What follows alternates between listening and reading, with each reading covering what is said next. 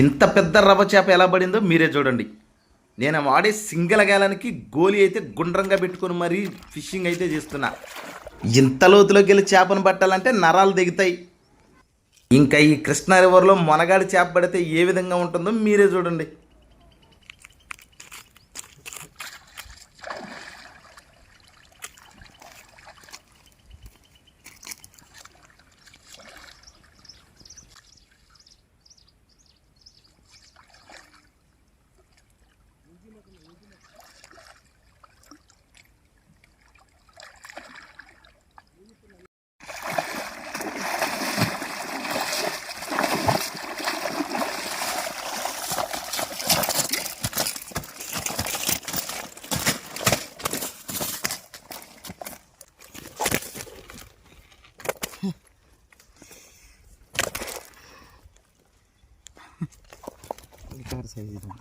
Video నచ్చితే కనుక like చేయండి, ఫాలో అవ్వండి. దీని ఫుల్ వీడియో మన యూట్యూబ్లో ఉంది, ఖచ్చితంగా వెళ్ళి